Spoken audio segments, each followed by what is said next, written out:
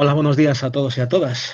Ante todo, muchas gracias por estar aquí con nosotros compartiendo unos minutos para tratar este tema tan poco agradable. Para empezar, si nos permitís, vamos al principio a introducir un pequeño vídeo que ha realizado un compañero de Ecologistas en Acción que sirve de resumen y es ilustrativo de lo que queremos exponer a continuación. Pues muchas gracias y espero que el vídeo sea impactante.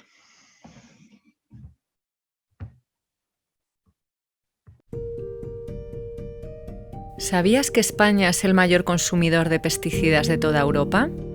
Por tercera vez, Ecologistas en Acción publica Directo a tus hormonas, un estudio que mide la presencia de pesticidas y disruptores endocrinos encontrados en productos alimentarios comercializados en España. El estudio analiza los resultados de los análisis publicados por la Agencia Española de Seguridad Alimentaria y Nutrición, AESAN. Los resultados muestran que la población española está expuesta a un elevado número de plaguicidas a través de la alimentación. En el 34% de las muestras de alimentos se han encontrado residuos de plaguicidas. Este porcentaje aumenta hasta el 41,69% en el caso de las frutas y verduras. Los alimentos españoles contienen al menos 36 pesticidas con capacidad de alterar el sistema hormonal según el criterio de Pesticide Action Network Europe, o 72 pesticidas con disruptores hormonales según el criterio de la Comisión Europea. Si incluimos además 2 de las sustancias prohibidas detectadas, DDT y endosulfán, las cifras ascienden a 38 y 74 respectivamente. Además, del total de los 137 plaguicidas distintos que se han encontrado en los alimentos españoles comercializados en 2018, 53 de estos, es decir, el 39%, corresponden a plaguicidas no autorizados en la actualidad. Los 10 alimentos con más residuos de plaguicidas en orden decreciente son uvas de mesa, pimientos, mandarinas, peras, manzanas, tomates, naranjas, limones, pomelos y plátanos. ¿Qué exigimos a las autoridades? Primero, aplicar la normativa. Las administraciones públicas deben prohibir cuanto antes los plaguicidas con capacidad de alterar el sistema endocrino. Segundo, transformar el sistema agrario industrializado, dependiente de pesticidas tóxicos, en un sistema agroecológico. Tercero, facilitar la producción, distribución y acceso a productos libres de pesticidas y de origen agroecológico. ¿Qué podemos hacer las personas de manera individual? Consumir fruta y verdura diario, elegir alimentos sin plaguicidas, locales y de temporada, elegir los alimentos con menos plaguicidas, lavar y pelar la fruta y la verdura, alimentar a los bebés con productos naturales sin plaguicidas. Si esto no es posible, es preferible no utilizar frutas y verduras provenientes de la agricultura industrial y optar por productos infantiles procesados.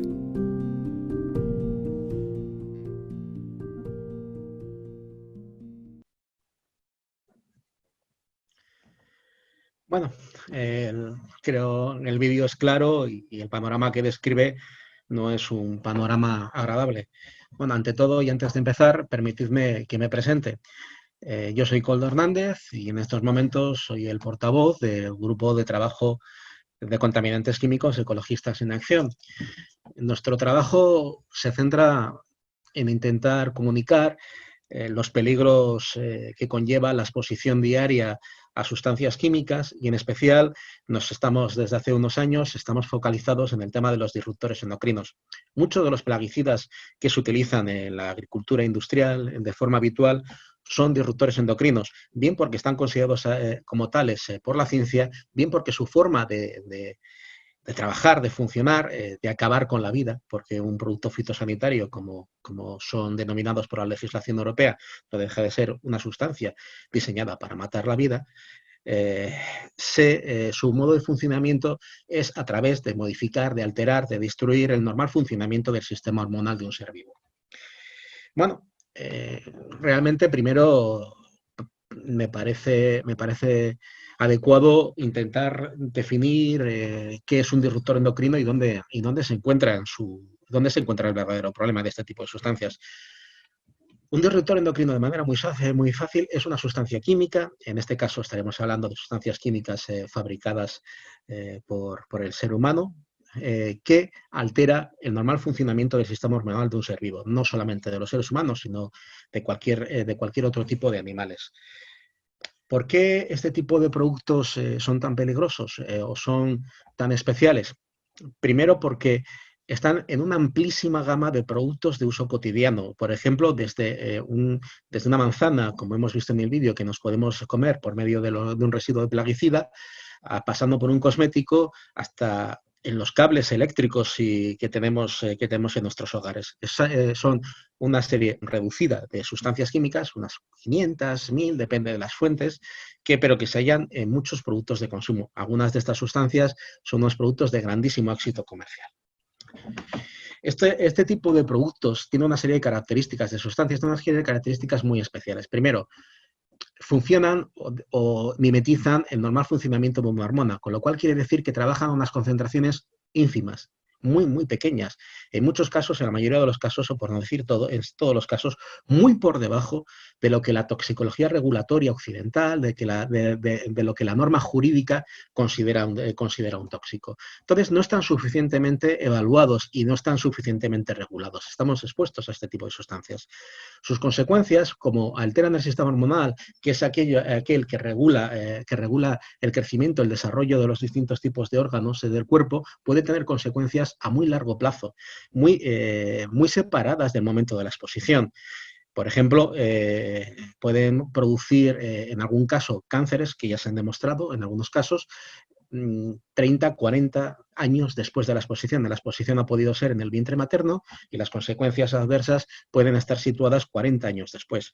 Pero no solamente es un problema que afecta a una generación que se ha visto expuesto en su niñez o en su adolescencia o en el vientre materno, sino que ya se está poco a poco viendo que puede afectar a segundas, terceras y hasta quintas generaciones en algunos experimentos en animales, porque modifican el normal funcionamiento del código genético. Es decir, no modifican el código genético, pero sí modifican su expresión, como los distintos genes se expresan, cómo los distintos genes se expresan, cómo nos construimos en definitiva. Esto es la razón por la que nuestro trabajo se enfoca en disruptores endocrinos y por qué este tercer informe, es el tercer informe que hacemos sobre plaguicidas, se titula Directo a las hormonas, guía de disruptores endocrinos.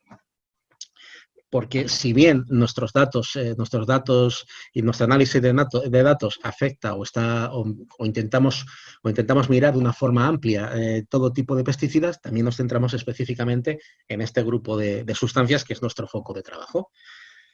Bueno, nosotros nos estamos basando en los datos oficiales proporcionados por la Administración española. Todas las administraciones europeas, todos los gobiernos europeos están obligados a hacer un informe sobre residuos de plaguicidas con 2 años de retraso. Entonces, nuestro informe redactado en 2020 hace mención al informe de la Administración española, también redactado en 2020, pero que es un análisis de datos de los alimentos que se analizaron en 2018. Todos los años, cuando este tipo de informes son publicados, bien por la ESAN, como sale en el vídeo, la Agencia Española de Seguridad Alimentaria y Nutrición, o bien por la Agencia Europea de Seguridad, la Autoridad Europea de Seguridad Alimentaria, la EFSA, todos los años los políticos de turno, políticos europeos o políticos nacionales, muestran su alegría, muestran su satisfacción con los datos obtenidos. Los datos obtenidos este año a nivel europeo es que un 4,5% aproximadamente de los alimentos analizados no cumplen con la legislación europea y en el caso de España esto desciende a un 2,1%. Es decir, aproximadamente en España 2 de cada 100 alimentos que fueron comercializados en el año 2018 fueron alimentos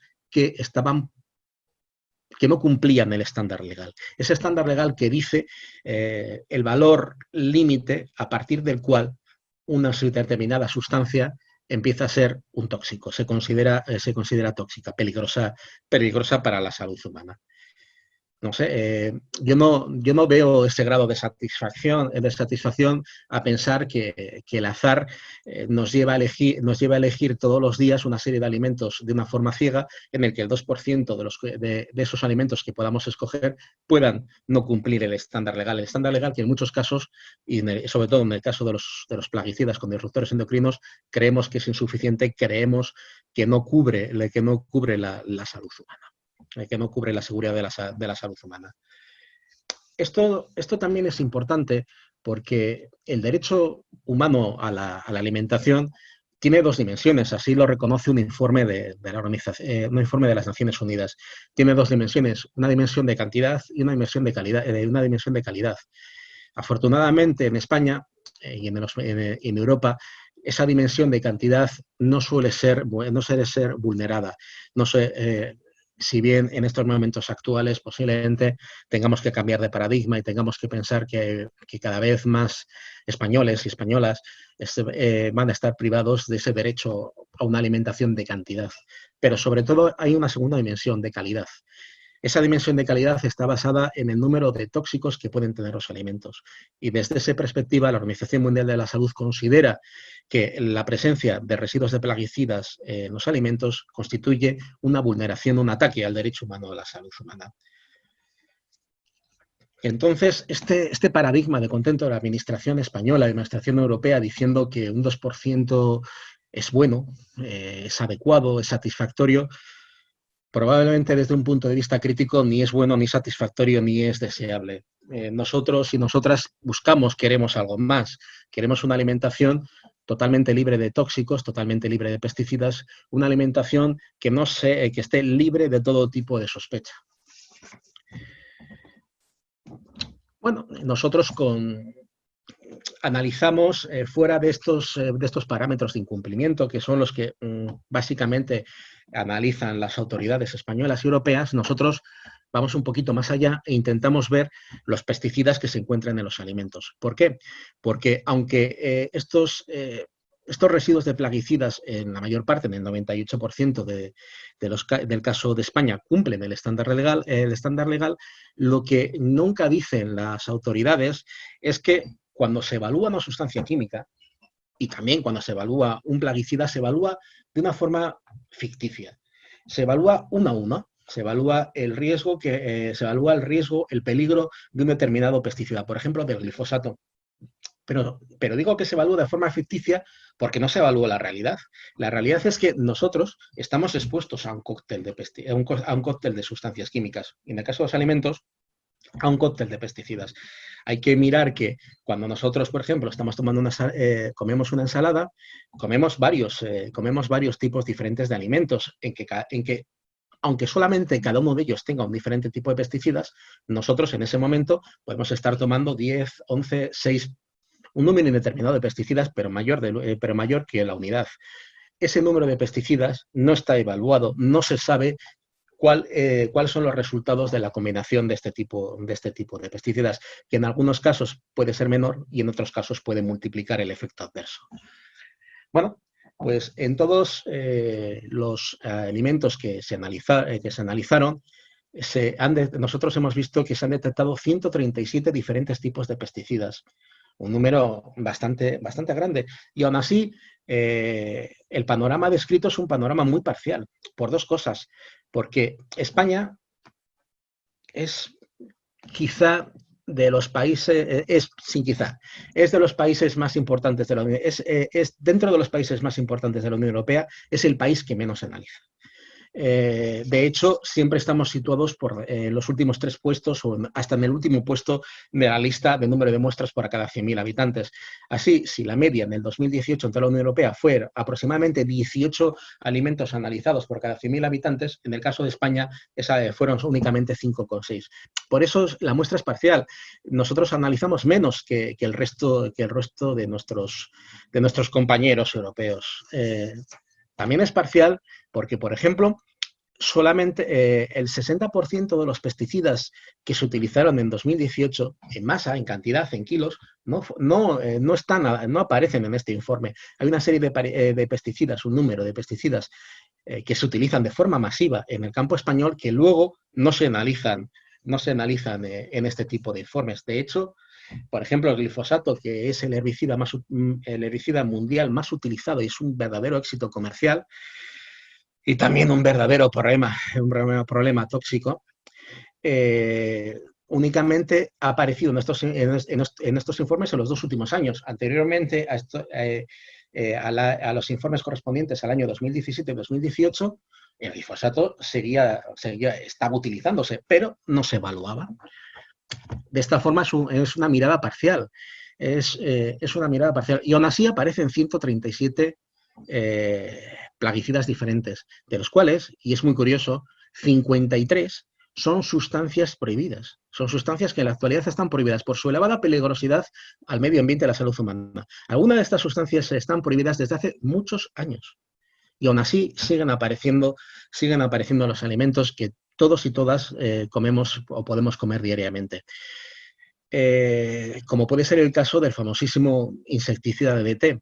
Y esto es posible porque la legislación europea permite que aunque un producto fitosanitario, un plaguicida, esté prohibido, tenga su valor límite de residuos, es decir, se permite que siga apareciendo en cantidades en los alimentos que comemos los europeos y las europeas. Esto es porque, de nuestro punto de vista, se prima el comercio, en estos casos, a la seguridad alimentaria, a la salud humana. Nuevamente, consideramos este informe parcial. ¿Por qué? Porque, como ya he comentado, solamente se analizan las sustancias de una a una, o se evalúan las sustancias de una a una.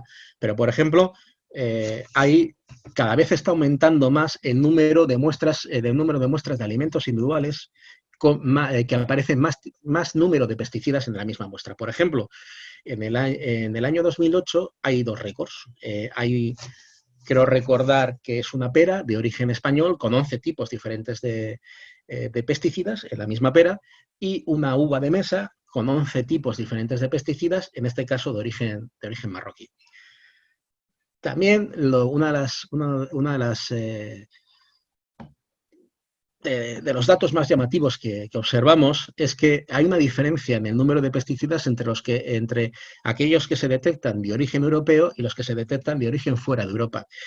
Primero, la legislación europea es común para cualquier tipo de alimento comercializado dentro de la Unión Europea, dentro de España, con independencia de su origen, con lo cual no hay que estigmatizar los productos de origen fuera de la Unión Europea, sino lo que quiere decir es que posiblemente las autoridades sanitarias no hacen el mismo esfuerzo de control sobre los productos de origen europeo que sobre productos importados.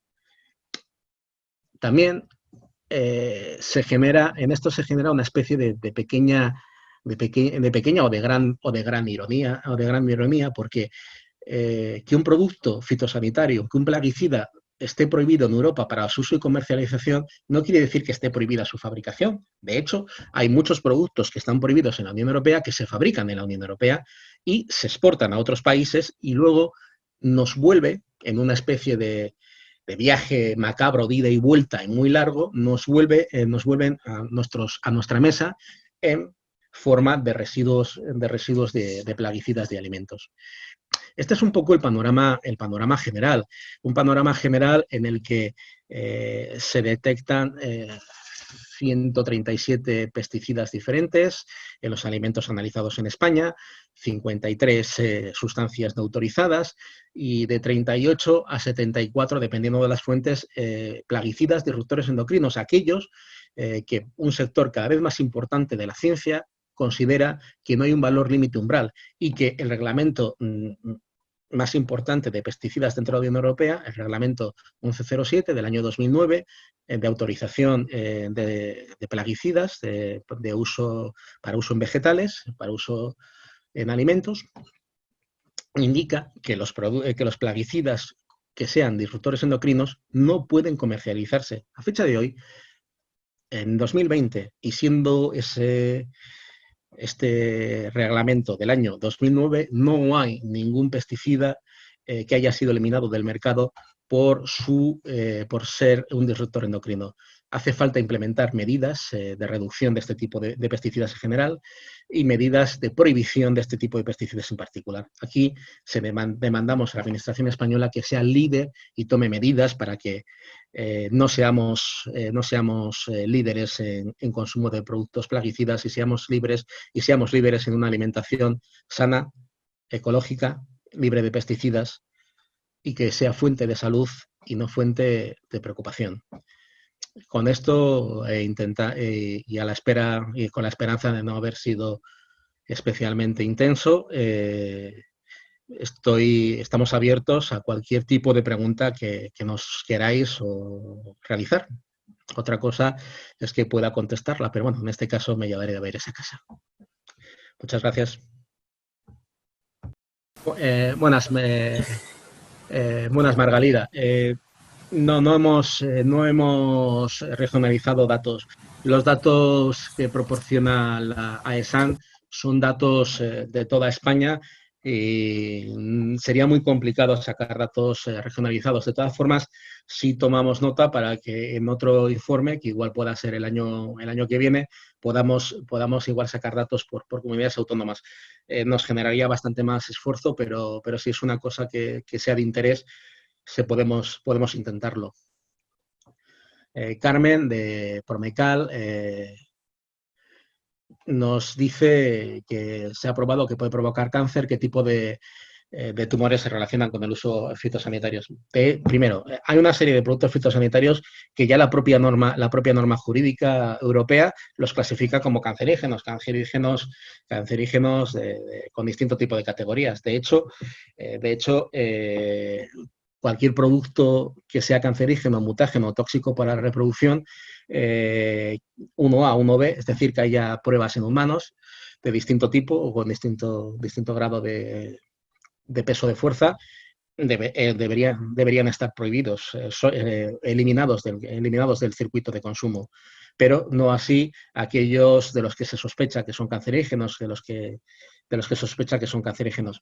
Los disruptores endocrinos se han relacionado con diferentes tipos de cánceres de muy amplio espectro, sobre todo con cánceres que son hormonodependientes. En el caso de las mujeres, pues con cáncer de mama, con cáncer de vagina, en el caso de los hombres con cáncer de próstata. En este punto, simplemente incidir que es muy difícil que relacionar de una forma directa, clara, pura y dura una determinada sustancia química con un determinado cáncer. Esto es algo casi un hito. Es algo porque esto no sucede en la realidad. En la realidad estamos expuestos a un número cada vez más importante de tóxicos. Entonces es muy difícil relacionar uno en concreto. Sí, en el caso de los disruptores endocrinos, pero no en el caso no en caso de plaguicida, hay un caso paradigmático de un medicamento que se utiliza para evitar mareos y abortos, sobre todo en Estados Unidos, pero también en Europa, en el que se observa una relación causal directa entre la exposición a este tipo de medicamento, pero no de la mujer que tomó el medicamento, sino de sus hijas e hijos, pero mayoritariamente hijas, a un determinado tipo de cáncer muy peculiar de matriz, de vagina. Fernando Luque nos pregunta si no sería interesante que, además de exigir a las administraciones y órganos de gobierno, hablar con los agricultores, completamente de acuerdo. De hecho, hay una cosa que es indudable. Nosotros estamos hablando de una exposición a este tipo de tóxicos, a este tipo de químicos, una exposición de la población en general, de una exposición a través de la alimentación. Pero es indudable que los más expuestos son los propios agricultores y la familia de los agricultores que utilizan esta serie de productos. El modelo que describes, el modelo de esta agricultura industrial basado en unos márgenes de producción mínimos y en la producción y en los niveles de producción por encima de cualquier otro tipo de parámetro, debería ser eliminado, debería ser poco a poco cambiado por otro tipo de modelo. Claro que se debería claro que se debería hablar con los agricultores. Se debería hablar con los agricultores para introducir poco a poco una nueva cultura que favorezca la reducción del uso de pesticidas y que también permita a un agricultor vivir dignamente de su trabajo. Tienes toda la razón, pero esta es una labor que debe compeler a las autoridades españolas y europeas. Por ejemplo, el modelo de la PAC, de la Política Agraria Común, es un modelo que no favorece esta reducción del uso de pesticidas, que no favorece un cambio de modelo. Hay que modificar muchas cosas. Y una de estas cosas es también este tema cultural y este tema de realidad de uso agrario.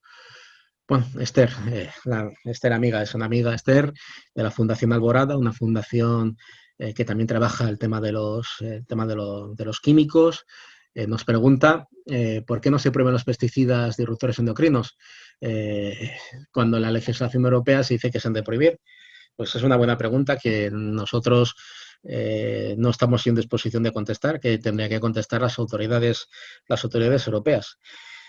Suponemos, y parece que es evidente, que sencillamente que es muy fácil legislar, decir que se va a prohibir un número de sustancias, pero que luego cuando se llega a la realidad de los lobbies de presión para que este tipo de sustancias se prohíban de manera efectiva, las presiones son muy grandes para que esta legislación sea lo suficientemente efectiva y se implemente.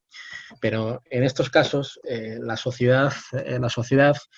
ciudadanía, debemos presionar para que la norma jurídica se cumpla, para que este modelo más libre de pesticidas y menos dependiente de una agricultura menos dependiente de estos productos sea una realidad.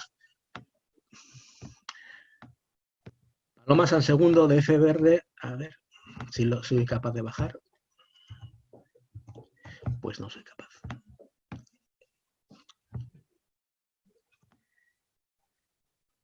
Sí, te leo la pregunta, Coldo. Venga, Paloma San Segundo de F Verde nos pregunta cuántos pimientos o manzanas habría que comer durante esos 30-40 años que dices para que los pesticidas de estos productos hagan daño a nuestro organismo. Se necesita ingerir gran cantidad de kilos, supongo. Paloma, tengo que ser lo más sincero posible, ni idea.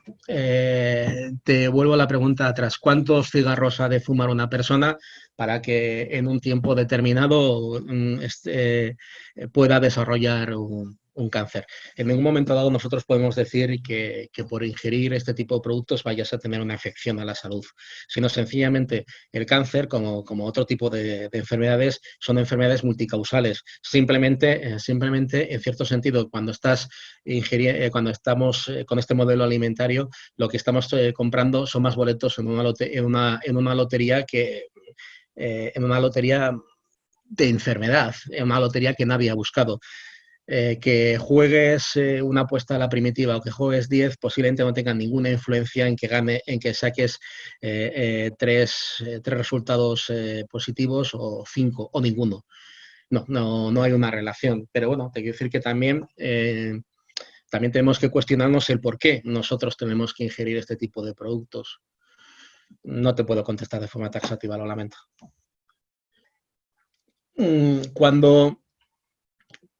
Pero no solamente con los pesticidas, Paloma. Esto pasa con cualquier sustancia química, con cualquier tóxico. De verdad, el caso que he mencionado antes de ese medicamento, el dietilestilbestrol, es una rara avis. No solamente en el tema de los disruptores endocrinos, sino hay muy pocas sustancias en las que se haya observado una relación directa entre la exposición a esta determinada sustancia y un cáncer, como puede ser el caso del amianto y un tipo muy determinado de cáncer de pulmón. En los demás no no es tan sencillo porque estamos en un mundo tóxico, en un mundo rodeado de tóxicos. Esther, de la Fundación Alborada, me pregunta que a ver si puede añadir una observación a la pregunta de Paloma. Por mí, Esther, todo tuyo. Hola, buenas, ¿me oís? ¿Me Sí, oís sí, te bien? oímos. Sí, te oímos perfectamente, Esther. Sí, quería decir un poco, bueno, pues un poco lo mismo que estás diciendo tú, Koldo, que no es tan sencillo, no se puede cuantificar porque depende de cada individuo. Hay muchos factores que son los que predisponen a un cáncer, por ejemplo, factores genéticos, la individualidad bioquímica de cada persona, la rapidez con la que esa persona desintoxica o no desintoxica. El caso es que como la mayoría de las personas no saben exactamente cuál es el estado de la carga tóxica que tiene su cuerpo en un momento dado, al final es mejor evitar todos los productos con pesticidas, porque al final lo que determina que aparezca una enfermedad, cáncer u otra enfermedad o no, es la cantidad de tóxicos que tienes en el cuerpo, además de factores genéticos, claro, o sea, hay varios factores, ¿no? Pero sí, es lo que se llama carga tóxica. Si tú tienes la carga tóxica o muchos tóxicos dentro de tu organismo, pues tienes, como decía Koldo, muchísimas más papeletas para cualquier enfermedad. Entonces, si nosotros vamos pues llenando ese vasito de tóxicos con la propia comida, y a eso le sumamos el aire que respiramos que está contaminado, le sumamos que cuando bebemos agua pues lleva los restos de cloración que son muy tóxicos, le sumamos las cremas que nos ponemos, los cosméticos. Al cabo del día, ese día hemos estado en contacto con cantidad de tóxicos que en ocasiones no los vamos a poder desintoxicar, en otras ocasiones sí. Depende ya de cada individuo, de cómo sean las funciones bioquímicas de cada individuo. Entonces, bueno, lo mejor es, como decía Koldo, no compremos papeletas, bajemos la carga tóxica, porque lo que no es de recibo es que si nos vamos a alimentar, o sea, que en la comida que comemos de 3 a 5 veces al día, pues tengamos que estar intoxicándonos con la propia comida. Es que eso no es de recibo. Entonces, cuanto más evitemos estas sustancias, más salud vamos a tener y menos enfermedad, cáncer o de cualquier tipo. Muchas gracias, Esther. Sí, aparte de esa exposición global, hay una exposición que depende de cada individuo. Cada individuo es un mundo y cada individuo tiene su diferente vulnerabilidad a este tipo de tóxicos. Simplemente agradeceros vuestra presencia, agradeceros las preguntas y nosotros lo único que pretendemos y nada más es que una alimentación libre de pesticidas, una alimentación limpia, sana, que sea fuente de salud y una alimentación asequible a todo tipo de bolsillos. No queremos una alimentación de agricultura ecológica para un grupo de personas interesadas y enteradas de este tipo de problemas y que encima puedan tener los recursos económicos necesarios para poder adquirir este tipo de alimentos. Queremos una alimentación ecológica disponible para todas las personas, para todos los ciudadanos y ciudadanas españoles. Una alimentación ecológica, global, económica y accesible. Bueno, muchísimas gracias por estar ahí y por compartir estos minutos con nosotros. De verdad, muchas gracias.